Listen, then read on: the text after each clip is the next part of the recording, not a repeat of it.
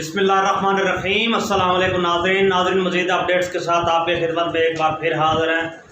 ناظرین، بات کرنے سے پہلے ہم آپ سے بات کرنا چاہیں گے، ایک واقعہ آپ کو سناتے ہیں مولانا محمد علی جوہر کا۔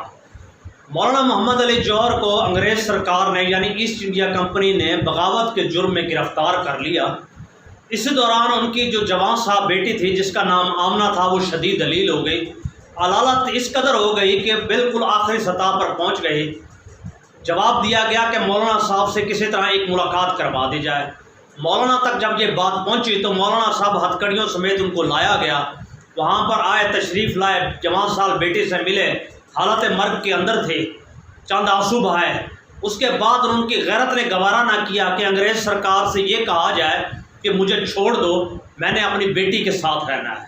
کیونکہ مولانا صاحب ایک بات فرمایا کرتے تھے، یہ بات میری غیرت کو گوارا نہیں کہ لوگ کیا کہیں گے کہ اماں بی کا جوان سال بیٹا ایک بیٹی کی خاطر اس وقت اپنی کاز یعنی مقصد کو بھول گیا۔ پھر وقت نے دیکھا، کچھ دنوں بعد ان کی جوان سال بیٹی اللہ تعالیٰ کو پیاری ہو گئی۔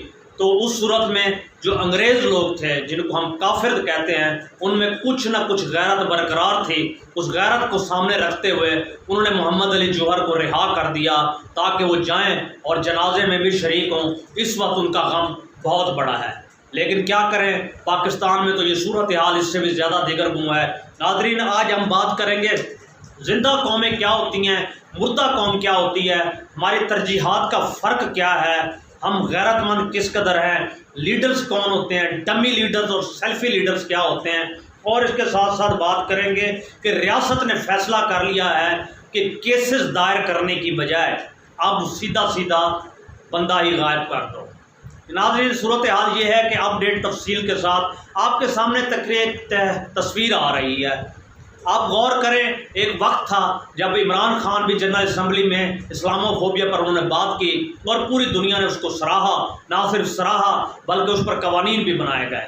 آج جب دوبارہ وہی اجلاس ہوا تو آپ ایرانی اس وقت وزیر اعظم کو دیکھ رہے ہیں جو قرآن مجید ہاتھ میں لے کر موجود ہے اور پوری دنیا کو یہ پیغام دے رہے ہیں کہ یورپ کے اندر قرآن کی بے حرمتی ناقابل قبول ہے۔ یعنی کس قدر جامع انداز میں قرآن مجید فرقان حمید کو وہ اپنے ساتھ رکھ کر پوری دنیا کو بتا رہے ہیں کہ یہ کتاب ہمارے لیے کس قدر اہم اور مقدس ہے۔ اس کے مقابل اگر دیکھیں، یہ تو دو بات ہوئی تھی لیڈرز کی۔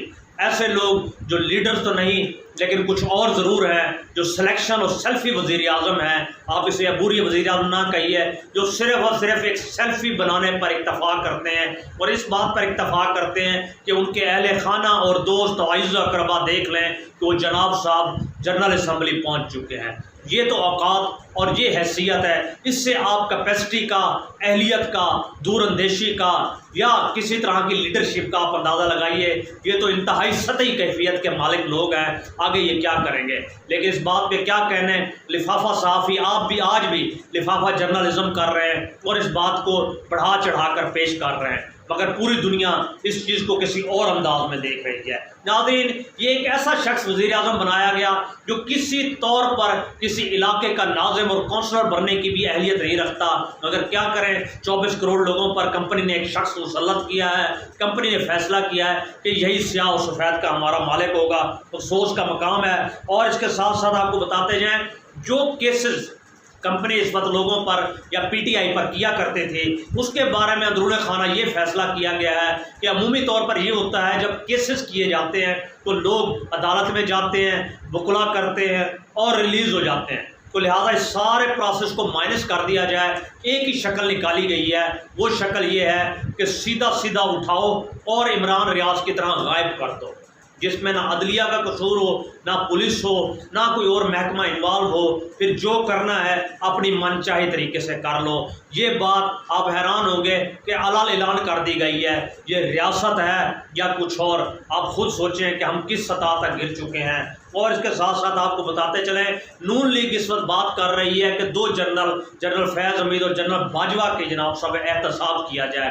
کیا کہنے، نواز شریف صاحب وہی ہیں جو کہا کرتے تھے کہ خود جو پنیری تھے ضیاء الحق صاحب کی، جو کہا کرتے تھے کہ جنرل ضیاء الحق صاحب کے مشن کو آگے بڑھاؤں گا، آگے لے کر چلوں گا، اور اب بھی یہی نعرہ لے کر آ رہے ہیں کہ جنرل ضیاء صاحب کے مشن کو میں آگے لے کر بڑھوں گا۔ کیا کہنے، کس قدر دوہری چال ہے۔ बहरहाल अफसोस का मकाम है, एशियाई तरक्याती बैंक ने आपको अलार्म कर दिया है कि अगर रवां साल आपने इलेक्शन करवा लिए तो यकीनन आपकी मईशत सिमट सकती है, बेहतर सिमत में जा सकती है। इसलिए इम्कान है कि अगले साल जनवरी के आखिर में जो इलेक्शन कमीशन ने इस पर डेट दी है, आखिरी हफ्ते में इलेक्शन मुतवक्के हैं, लेकिन ये आने वाला वक्त बताएगा क्या ये इलेक्शन है या ये सिलेक्शन है। बज़ाहिर तो ये सिलेक्शन दिखाई देती है, सिलेक्शन हम क्यों ना कहें। नाज़रीन, एक तरफ ना तजर्बाकार मगर ईमानदार इमरान खान है, दूसरी तरफ अगर आप देखें तो इंतहाई तजर्बाकार 35 साल का तजर्बा मगर मक्कार, बेईमान, दगाबाज और मुनाफिक वो नवाज शरीफ है। अब आपको फैसला करना होगा कि आप ईमानदार को चुनते हैं इमरान खान की शक्ल में या ऐसे शख्स को चुनते हैं जो बेईमान है जिसका नाम नवाज शरीफ है। मगर क्या कहने हमारे इस्टेब्लिशमेंट और आलमी इस्टेब्लिशमेंट के, उनका तो यही कहना है कि नवाज शरीफ ही उनकी बेहतरीन चॉइस है। नाज़रीन, इसके साथ साथ आज एक जनरल रानी यानी पुष्पा जिसको कहते हैं, मरियम नवाज साहबा, उन्होंने अपना डेथ सेल का बेड दिखाया। आप हैरान होंगे कि ये बेड अगर आप स्क्रीन पर देखें ये उनका डेथ सेल था। नाज़रीन, जनरल रानी साहब का बेड तो आपने देखा जिसको वो डेथ सेल करार देती हैं, लेकिन इसके साथ साथ नैब ने भी एक बड़ी कार्रवाई की है। राजा परवेज़ अशरफ एक्स-PM ऑफ पाकिस्तान के खिलाफ इस वक्त समन जारी कर दिए हैं। नाज़रीन, जिन अहलकारों को ये ला रहे हैं और जिस शक्ल में जिस तरह ये कर रहे हैं, यानी करप्शन के एक नए बाब, एक नए रंग में, एक नए तरीके से लॉन्च हो रहे हैं, एक नए अंदाज में भेजे जा रहे हैं। आपको यहाँ पर एक बारीक वारदात बताएं जो अंदर की सूरत हाल थी। इमरान खान साहब को लाने के बाद इन लोगों ने यही महसूस किया कि जो काठी हमने इमरान खान पर लगाई है, इमरान खान वो घोड़ा नहीं है जो इस तरह साबित हो जो माजी में दीगर सियासतदान हुए हैं। अब यही वजह है कि PTI या इमरान खान को लपेटने और समेटने की भरपूर साजिशें और कोशिश हो रही हैं। नाज़रीन, लेकिन इस सूरत हाल में पाकिस्तानी अवाम को कुचला जा रहा है। अगर हम आज भी ना जागे तो यकीन रखें हमारा शुमार किसी और ही करूना उला की कौमों में होगा।